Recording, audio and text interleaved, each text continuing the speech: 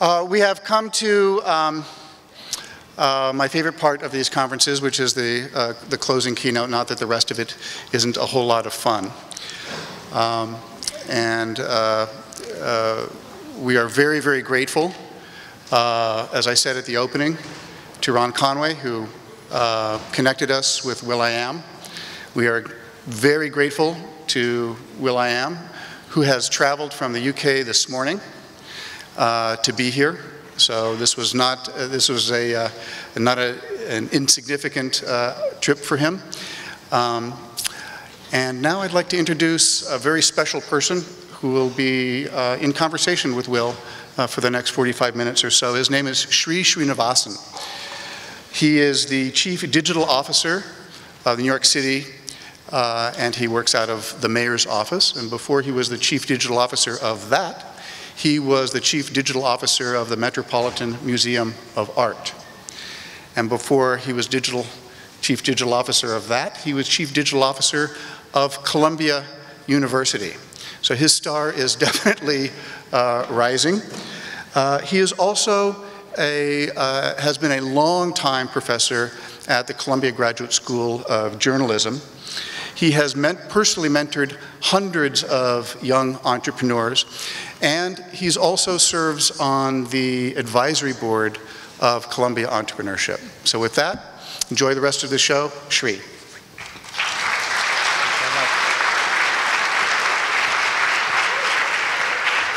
Hello everyone, how are you doing?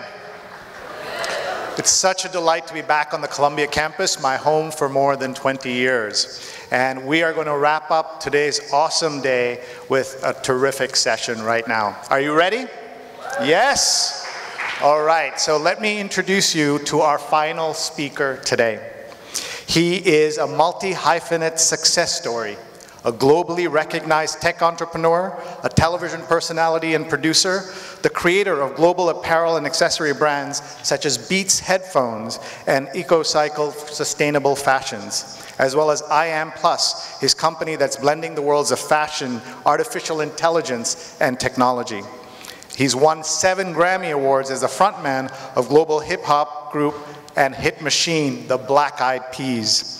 Over the past few years, he has focused on growing I.am Plus as an international culture tech company. His Buttons Bluetooth headphones have turned earbuds into a fashion statement.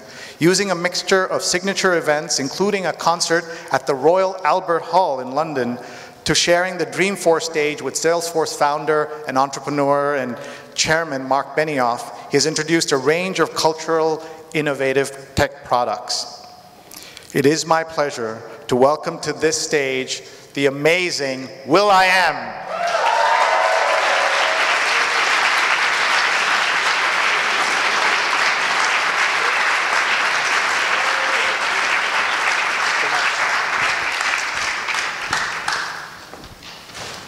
Welcome to Columbia. Wow, thanks. It's good to be here. Thank you, guys. We're delighted to have you, and we're so grateful that you're spending part of your Friday with us. We know you just arrived from London. Last night, my kids saw me reading your bio, and they asked me, how do you do so much? You know, entrepreneur, innovator, futurist, philanthropist, education activist, and goes on, music artist. So let me ask you what they asked me. How do you do it all? Well, those are just titles. So music, I just love music, so it's like breathing. But the stuff that I take as serious as the title is, the only one is philanthropy. So all the other stuff is desires. Like I desire to bring to market products. I have a desire to take this idea that I have and turn it into a song. I'd have a desire to work with, you know, engineers, coders, developers, but the things that I feel I have to do is philanthropy. That's not a desire, that's like a calling, that's, you know, dedication, sacrifice, discipline. That's the only title. All the other ones are desires and things I wish for. All right, well, we have a little videotape that captures a little bit of the empire in making, so let's take a look at this video.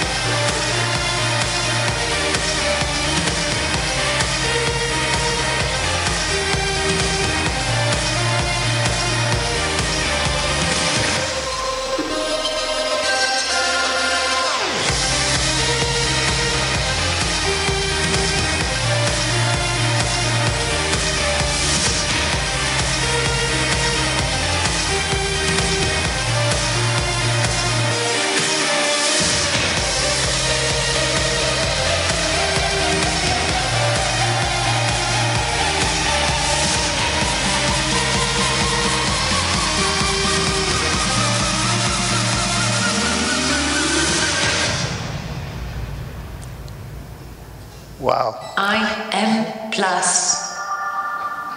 Oh shit. I'm like wearing the same jacket. I have like 5 of them, sorry. I.am plus. When you see all that you've achieved, what does that make you think right now as you're looking at that? I haven't really achieved it yet. Like, so we're still there. We're still going. So if you were to ask, you know, after every Grammy we won, I would always say to the team, like, we haven't achieved it yet. I have a cousin who's still struggling, and until she's okay, we haven't did it yet. Apple, you still have family in the province in the Philippines. So no matter where you're okay, we haven't made it yet because you still have relatives that aren't there yet. So I haven't did it yet because I still have relatives that aren't well off. And so you want to help everybody. Yeah. That's amazing. Well, we won't have time to get to all your roles, so let's focus on the broad strokes. First, your work as an entrepreneur, especially with consumer electronics fashion company I.am Plus. What are some of the important lessons you can share from what you've learned creating that? So when I started I.am Plus in 2012, this was right after I was doing consultant work with Intel. I was an employee at Intel for about 1.5 years. And I wanted to go to market with my own product. Being a part of Beats just gave me the desire and the inspiration to have my own products. But I wanted to have, you know, engineers. So when we sold Beats to HTC, my earnings, I went to Bangalore, India, and acquired a team of 40 developers. And we created a watch that was a phone that didn't need anything.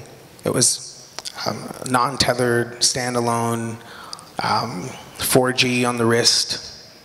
We built our own operating system, passed technical acceptance at AT&T, 3 Mobile.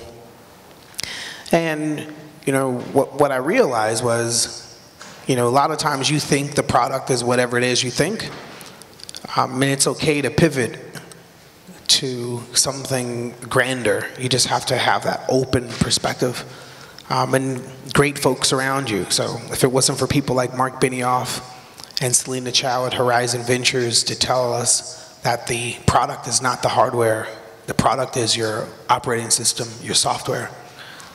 So you have to stay open to the whispers and the suggestions to pivot from what you think the product is. And that's certainly something you've done. We have, of course, a room full of entrepreneurs here, and you know, we've had people who won and finalists and all of that, and they're thinking about startups. How do you know when you're ready to do a startup? What's your advice for young folks starting out? If you're questioning if you're ready or not, then you're not ready. Like, that simple. The whole premise is to fail and learn and not be afraid of failing, right? If you're afraid to fail, then you're not an entrepreneur. And for me, it's a little harder because I'm failing in public. Like, so a lot of people that have that, you know, that invisible cloak, because you have the blessings of being anonymous, you can fail secretly. I can't fail secretly. I fail in front of everyone, which, you know, that's hard. Right. What are some things that you've learned about yourself doing this, you know, apart from the fear of failure?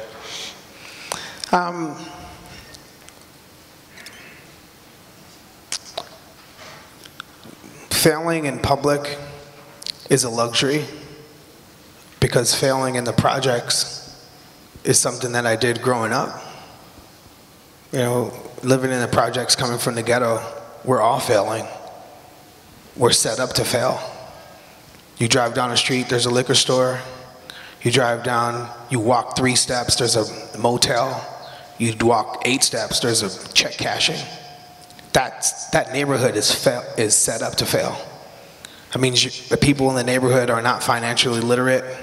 They get their money, they cash their check, they go to the liquor store, they buy liquor, they go home drunk, they go stay in the motel. That configuration is on purpose.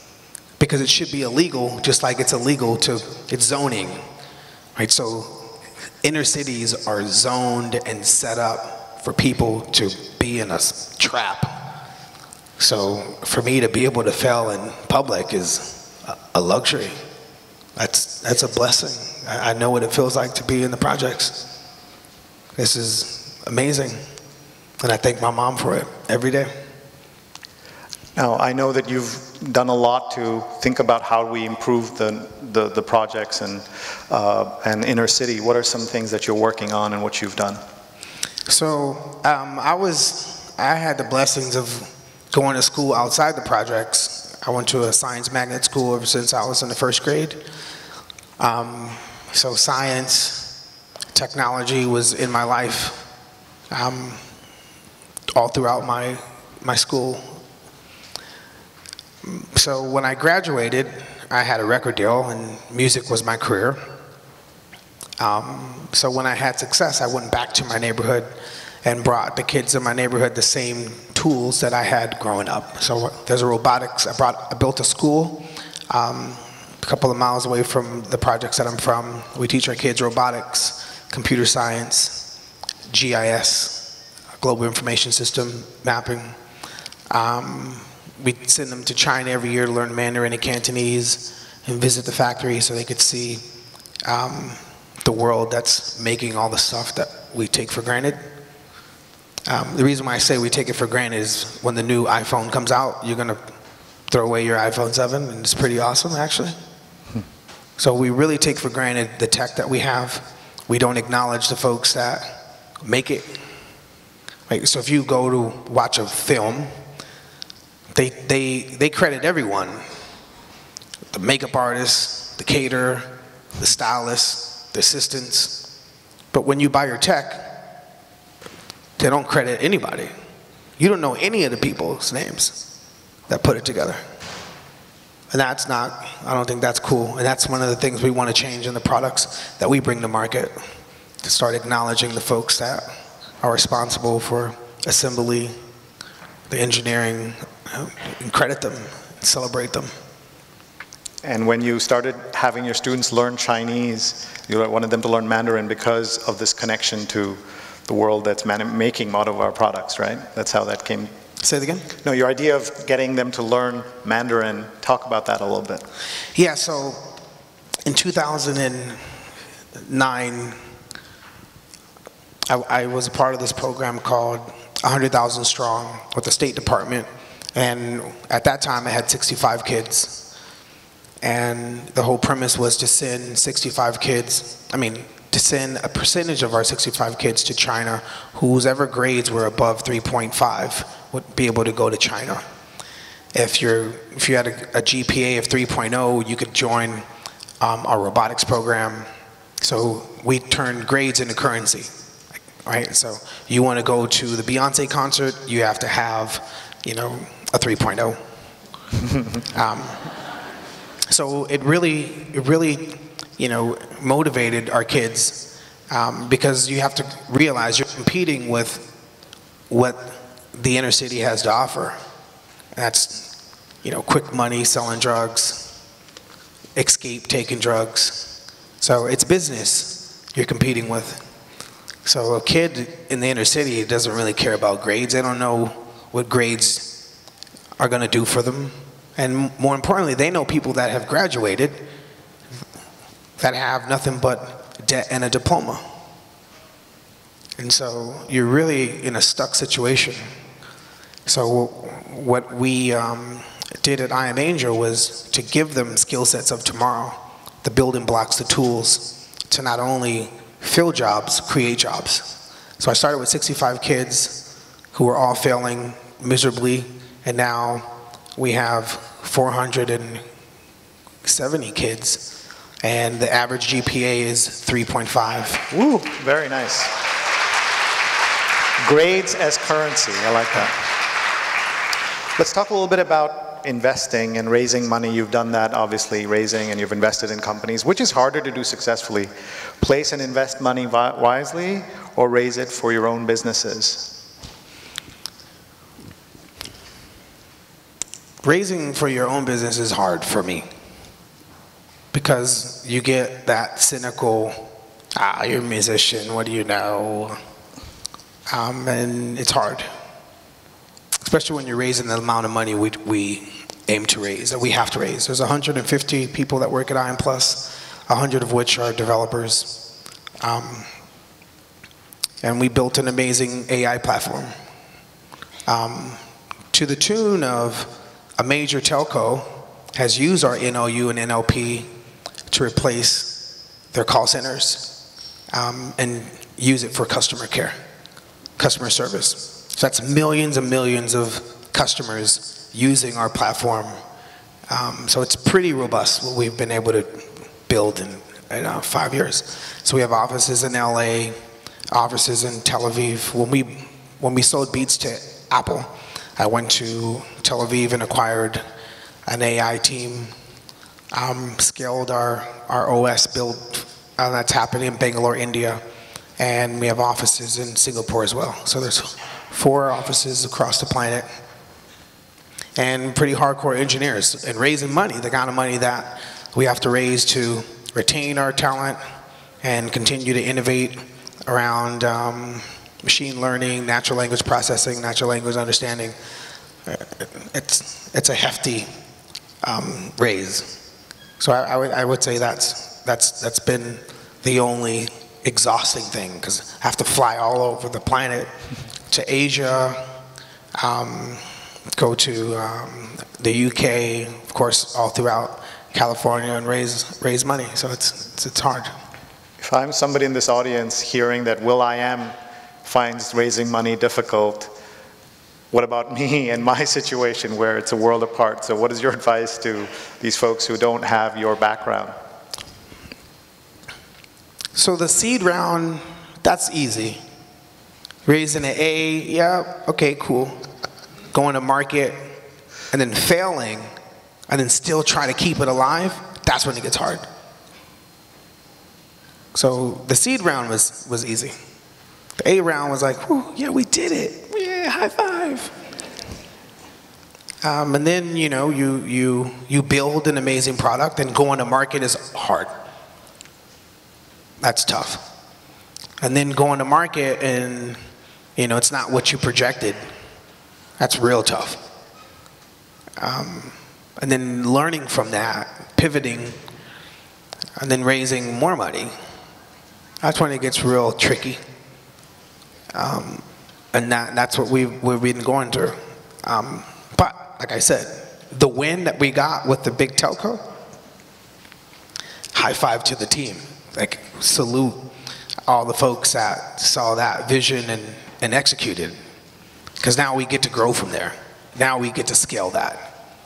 Now we have, I don't want to, this shit is dope. I swear to God, yeah. Now, you talk a lot about the responsibility for business folks to help the community. You practice what you preach, obviously. Give us some more examples of what you're doing, the 1% pledge and other things. And then some tips for folks who have a business or are in business and why they need to give back and support their communities. Okay, say for example, you're from California like me. And California is riddled with Google, Facebook, Twitter, Snapchat, sorry. You got all the biggest companies in California. And then you go to an inner city and no one's learning tech. Mandatory. That to me makes no sense at all. Right? You would think in 6th grade, 7th grade, 3rd period, you're learning iOS or DOS, or you're learning Unix or Linux or Android, or learning to fork Android. You would think that's what every single kid in 7th grade, 3rd period is learning. That's not the case. And I love basketball, but every single high school, junior high school has a basketball court Only one company benefits from that freaking tutorial conditioning. That's NBA. There's no other company that benefits from that. Every single high school has a football field. Only one company benefits from that, and one gender. My sister is not going to play for the freaking Raiders. Like, think about that. Every single high school has to have one. And we fund it. But the biggest companies in the world, like, you bring all their money that it's like trillions of dollars in California, and no one is learning it mandatory 7th grade. That shit's crazy to me. So what I saw that, and like, you know what? We sell a product, we make money, we have employees. So it's my duty, if I really care about it and I see there's a problem, how can we solve that problem the little way that we can? So we take a percentage of our earnings and build more schools in inner cities. We take a percentage of our time and mentor kids and encourage them on a path towards science, technology, engineering, mathematics, robotics. And we take a percentage of our products and gift them to inner cities where we put our efforts in, you know, getting them up to speed for tomorrow. And that should be, I don't understand why everyone doesn't do that. I know there's an effort now nationwide, CS for all, computer science for all. Right here in New York, we're working on getting every kid to learn computer science. So I think people are thinking about it and working on it, but not to where you want it to be mandatory for all American kids to learn that. I mean, I remember I took wood. I took wood class. Like, it was a mandatory as an elective. Wood shop, yeah. Yeah, wood shop. Yeah. I took that shit. What do you remember building? I made medallions. Medallions? Yeah, like wooden little Malcolm X necklaces. Now you can do gold if you want to, right? Yeah. So, but those days, it was just wood. Now, you've obviously made the case for STEM education, but you also talk about STEAM, where the A stands for arts. How do you connect that? STEAM, why STEAM when we all understand the value of STEM? So I tell the kids in my school, when you think of science, don't think of geek shit. Think science is a place for you to create. So be an artist by learning science. Be an artist by learning any form of tech. Be an artist with an engineering skill set. Be an artist with a mathematics skill set. So that's what I mean by STEAM. STEAM is like, no, it's art. You're an artist with this skill set, right? So beautiful buildings are art, and you need an engineering skill set to be able to do that. You know, and our kids, if I didn't tell them, like, no, you want to look at it from a way to create and solve problems, but do it with the same swag as if you were making beats. Do it with the same attitude as if you were doing graffiti. Do it in the same attitude if you were, you know, designing clothes. Because when they think of STEM, they think of like, oh, this ain't cool, it's so hard, there's no one like me. I don't know anybody that's like me for me to even be in this world. And I say to them, like, it's okay to be the first. It's all right. That's what a pioneer is. You guys need to be the pioneers for our community and make it the cool stuff. And they are. You know, one of our teams made it to the finals in Houston for the first robotics championships, which is really, really awesome, because last year they came like hella last. So they made it to the championships this year. That shit is really fresh. Progress, yeah. That's like real progress. They were hecka last. Now, in addition to your own ventures, you've been a creative force in major companies, Director of Creative Innovation for Intel, as you mentioned, Chief Creative Officer for 3D Systems, founding equity shareholder in Beats and more, co-creator of EcoCycle, of course, and your work with Coca-Cola. What's it like to work with corporate America? How creative can these big companies really be?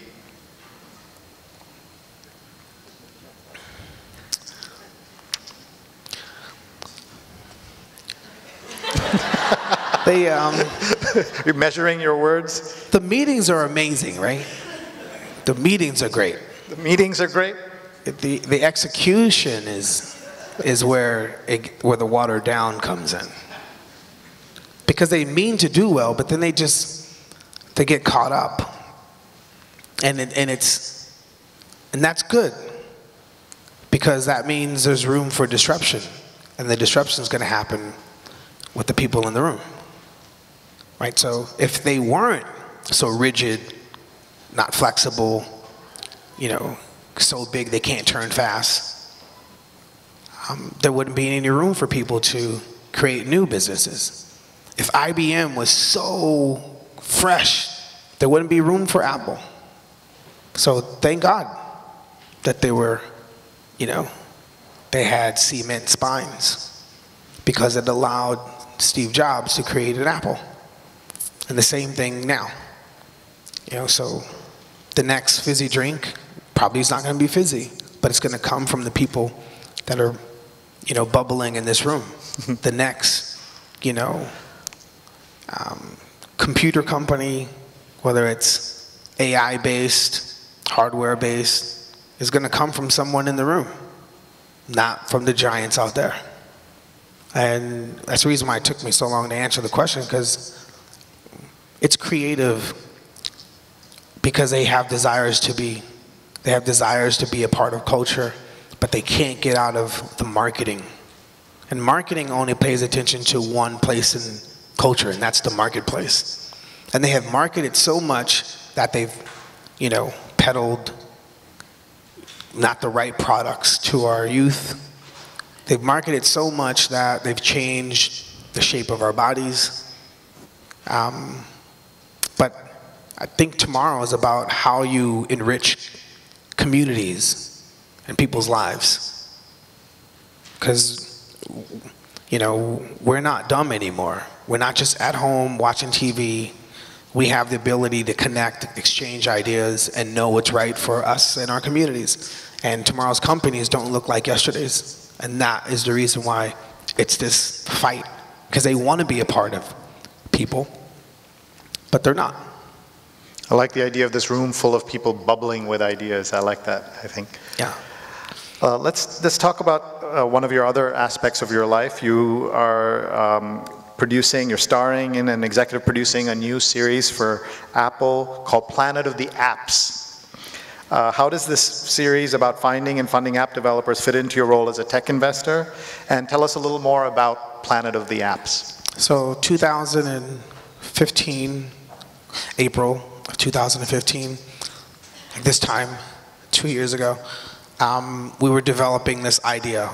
Myself, actually Howard and Ben Silverman came to me and said, hey, we got this idea of an app show. And so I always brainstorm and rip apart the idea and then take the best and then add from it from there.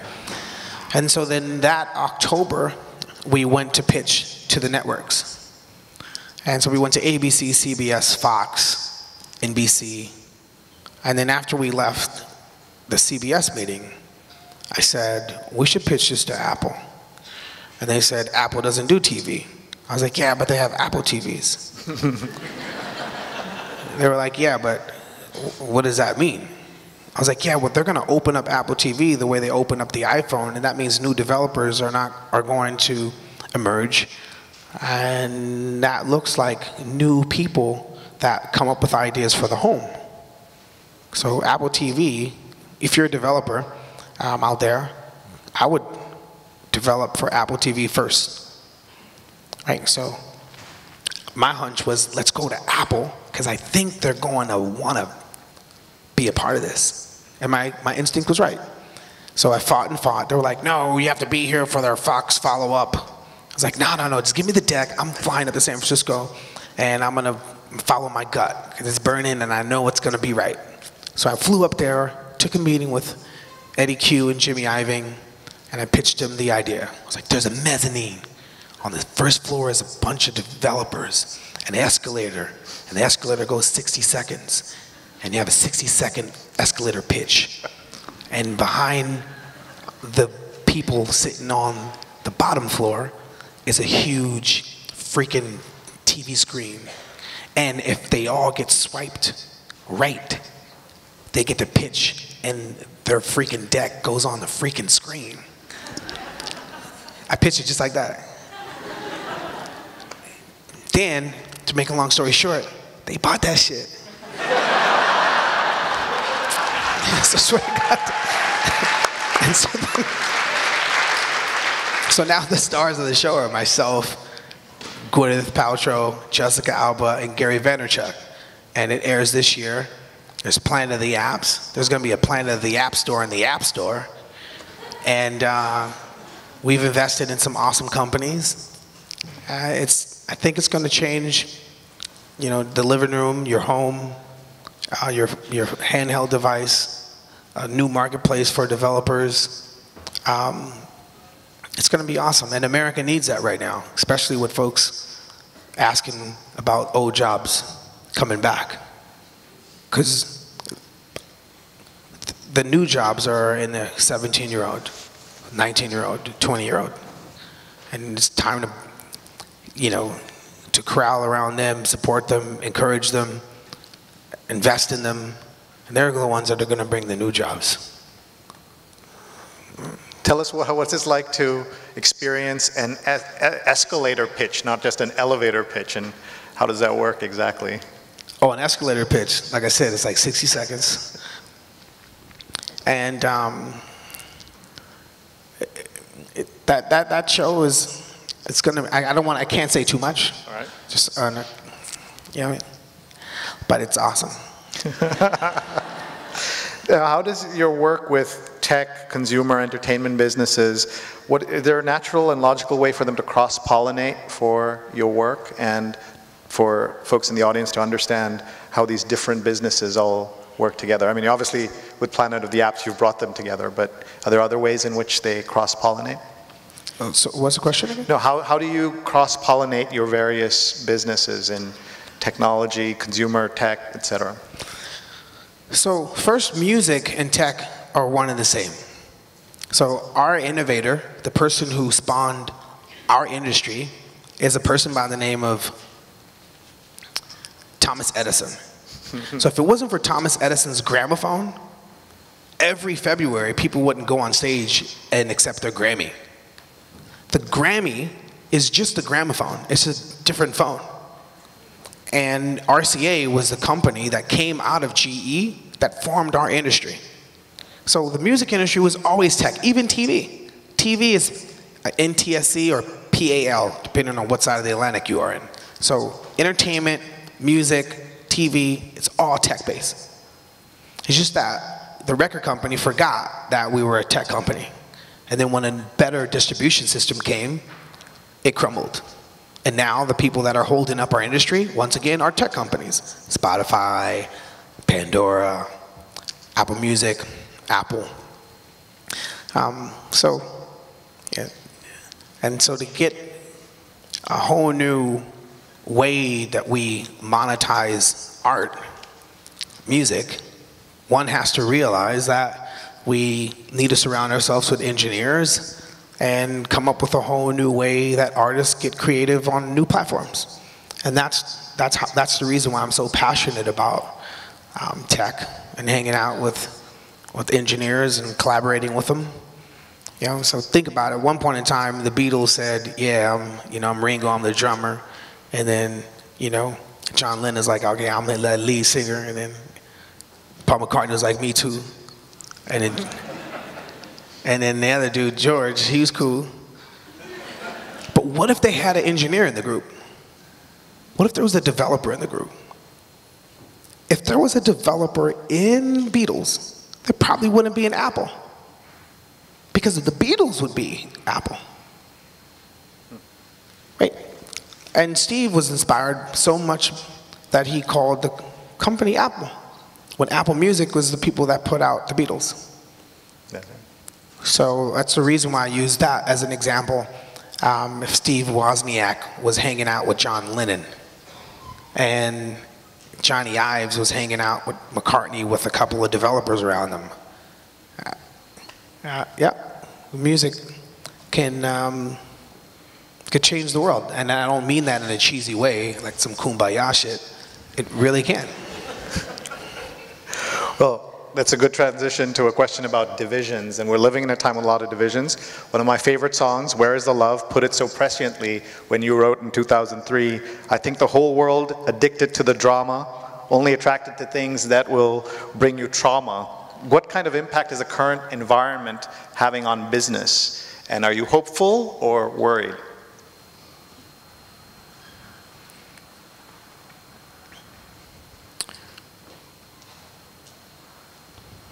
I'm an optimist, so I'm not worried, but I'm concerned. I'm concerned on people's attention span, and I'm concerned on people's discipline and tolerance, and how much they will tolerate the things that are happening. And when we get together, truly get together and stay together, not like we're together this week and then next week, it's like back to life as we would go about it, addicted to our phones. I'm concerned, but I'm an optimist and I believe in us, people. Because it's gonna get worse, right? You're gonna see more things that, like what happened in 2016 with brutality, you know, law enforcement and people, now companies and people. And meanwhile, things are happening politically that are over our head. We don't pay attention deep enough. We don't question the right things. We're scattered in a bubble, addicted to our phones. And selfies are more important than ourselves. That concerns me. You have a take on the like button, and you have a suggestion for another button that's needed in the social media world, that it's not enough just to have the like and favorites and things like that. Yeah, so if you pay attention to like what social media is asking you, they're asking us to like things, double tap, heart. And we're hearting things and liking things that are like absurd. Like you'll see horrible, horrific things, and then people like it. Because there's no other option to show how it affects you. That's it, just a heart, a thumbs up, and a thumbs down. There's no umbrella for I understand this. There's no this thing moves me. There's no I'm furious about what I just saw. And because of this, you know, limited scope on how it affected us, we have this fake news problem. Because the algorithm, it's really the algorithm's fault. But more importantly, it's our fault. Because fake news always happened. It was called the National Enquirer, and it sat in our freaking 7-Eleven and our supermarkets. The problem is we didn't live in the aisle. We didn't live in the National Enquirer. We live on the freaking phone. You do everything on it. And they're not monitoring to see if you actually read it. They just take the scan and the look and the click through and assume that we read it. But because there's no understanding button, how would they know if we really read it? A like and a thumbs up ain't enough. So maybe we can design that here now. So you're saying an umbrella that says, I understand what this is.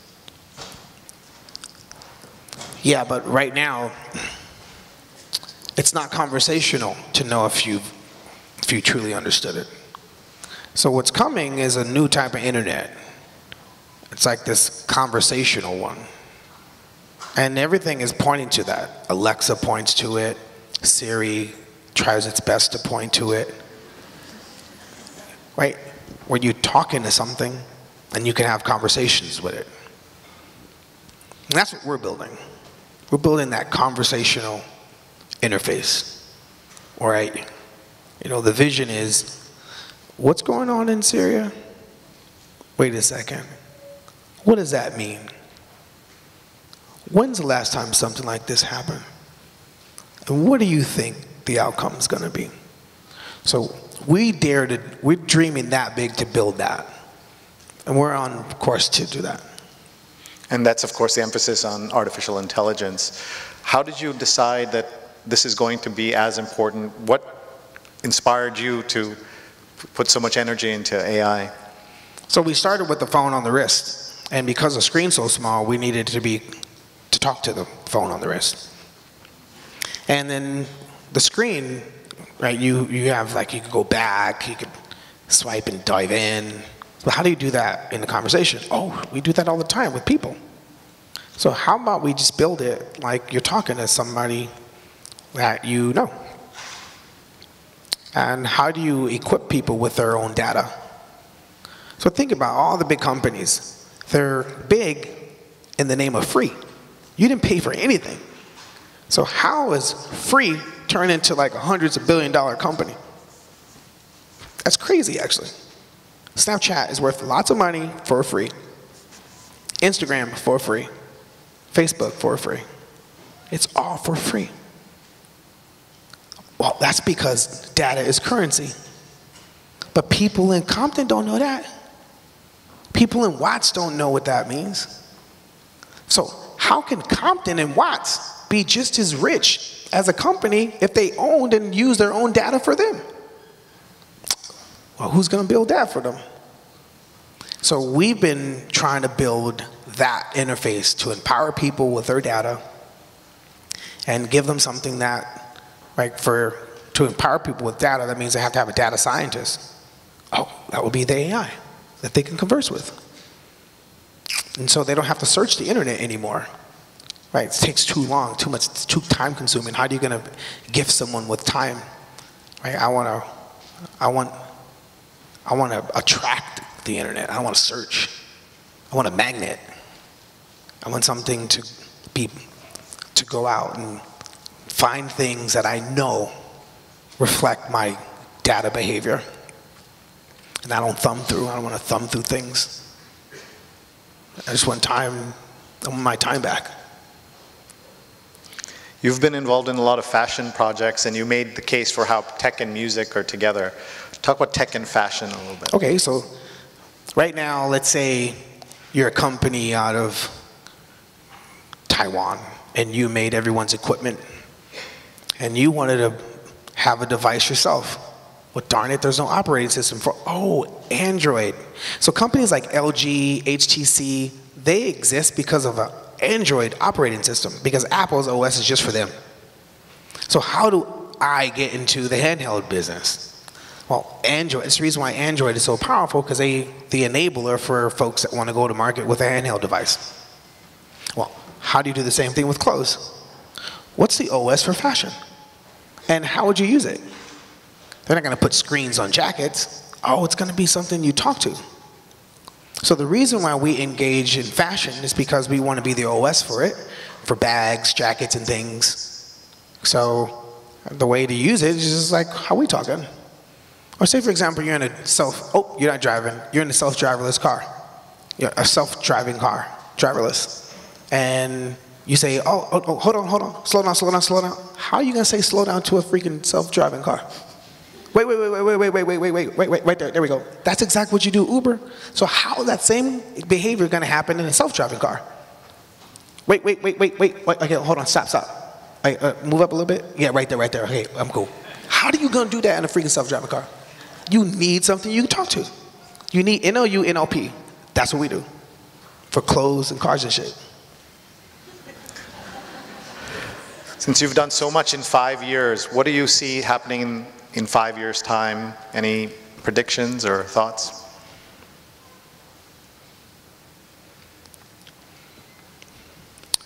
The giants of yester won't be giants anymore. So, let's say 10 years ago, you were Nokia, you were the bomb. Yeah. Nokia. It's like freaking 700 million phones out there. Your Motorola, psh, we the second bomb. We ain't going nowhere. You BlackBerry, psh, man, we the business bomb. Everybody uses freaking BlackBerries. You didn't see Apple coming with a touch glass thing. You didn't see that. So there'll be new giants 5 years from now. And those are going to be the ones, like always, that think differently, that are relentless, fearless. They know how to bring talented people together, the unlikely candidates. Right? In the world, if there's one thing to take from Trump is there's no rules. Anybody can do anything now. Say anything. If there's one good thing to take, and that's a good thing to take, you don't have to have experience. You just have to have heart, passion, connections. That's what 2000 right now sums up. Heart, passion, desire, freaking, I'm gonna run through the wall. Watch me. Why? Because I'm hanging with the dude with the freaking like run through the wall hat. You don't see this hat I got on. I can run through walls with it. And that's all you need is that freaking network, that community, that ability to bring people together. And you don't have to be the expert. But you just have to have the ability. Someone asked, I was having a conversation with a friend and they were like, what does it take to be an entrepreneur? And I used animals as an analogy. Because one would think the lion is the entrepreneur. That's not the entrepreneur. The entrepreneur is one of the buffalo that's in the herd, that as he took off first and everyone else followed him, that one buffalo says, well, wait a second, y'all.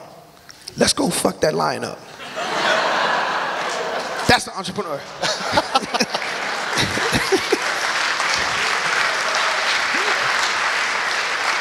We're almost out of time, so I want to ask you about a project that many folks may not know that you're working on. You've written a young adult science fiction novel that combines two very popular concepts and ideas out there, topics, wizards and robots, and it's coming out this year from Penguin. Talk a little bit about that. Yeah, so when I was working at Intel, Just 1 second, for a lot of people, just hearing will.i.am worked at Intel is part of the surprise of today, right? They wouldn't be expecting that. No, so that's one thing you want to give up to the big companies, that they know that sometimes they have to bring people that think with a skewed perspective into the fold. And they did that in 2010, 11 when I worked there. And I sat in a section with futurists, anthropologists, and they would show us product, show us things that they wanted to do, and our job was to think tank and rip them apart and see where the juice was. So after we finished one of our sessions, we were talking about AI, and I got freaked out. Because I looked at funding for machine learning versus funding for group learning. And that just breaks my heart every time I think of that. The amount of money we have set aside to have machines learn and get more intelligent versus groups of people, especially inner city kids, that shit breaks my heart.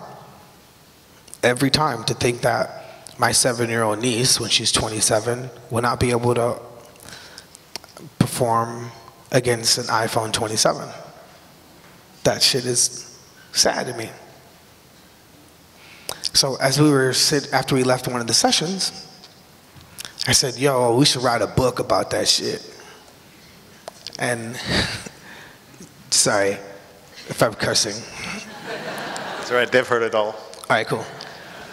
I was like, we should write a book, man. I got this after our last session. I went home, I had a dream, and if we're making robots now, and robots exist in 3008, and need to hang out, or they need the help of its maker, are robots going to come to 2010? What's the more intelligent version of us?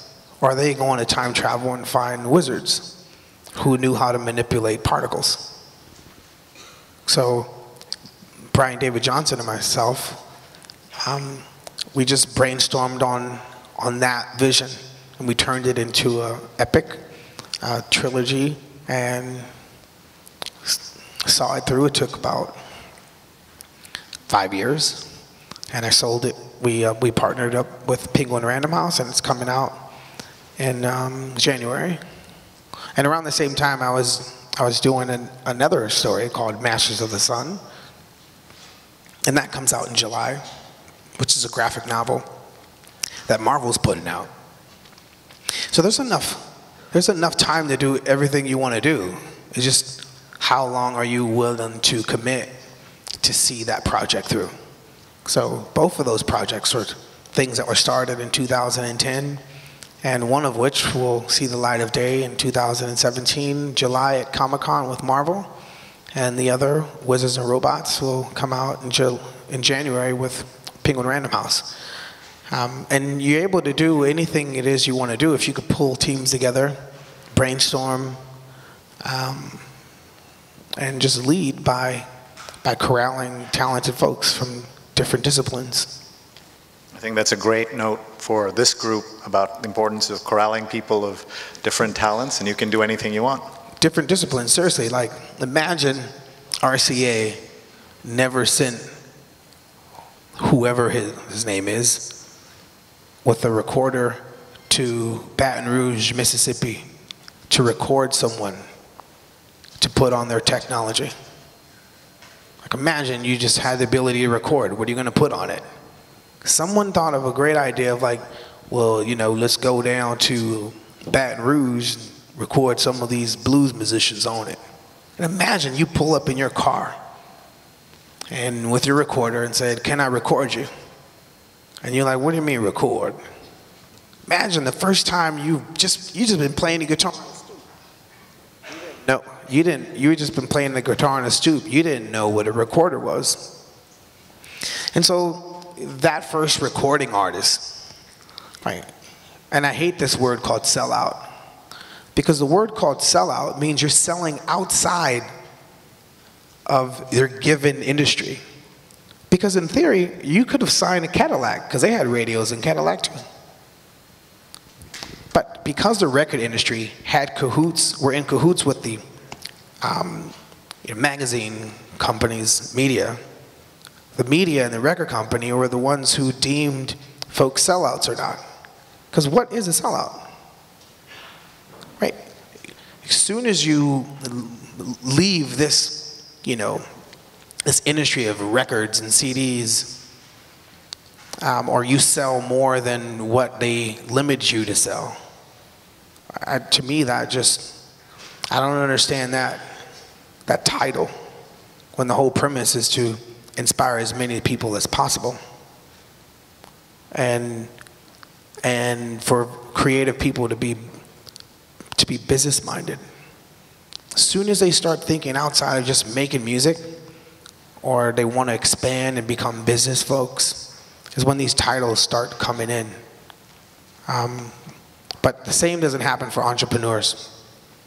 Entrepreneurs are supposed to be fearless, sticky. What I mean by sticky is being able to keep different disciplines to want to work with you. And when you fall, you get up fast, fail fast, but stay at it as long as possible. Fail fast, but stay at it as long as possible. That's a great note to end on. We want to thank the great will.i.am for such an inspiring afternoon. Thank you very much. And I'm hoping we could have a selfie with our group here. If we can get the house lights up a little bit, if we can do that. Oh, but to all the you know, developers out there, all the entrepreneurs, all the winners, congratulations to you all. It's a very, very small world when it comes to funding. Everyone knows everyone. So I encourage you guys to not take the amount of money that you got for granted to see success. Even if you fail, figure out, you know, what element to your business or idea can be the seed for your next. But congratulations to you all. Thank you, Will, and congrats to everybody, and congrats to Columbia Entrepreneurship and CORE for putting this together. And we're going to do a selfie. Will, would you turn around? We'll do a couple of them, all right? So on this side. One over here. Folks, wave. Thanks very much. The great will.i.am, everybody.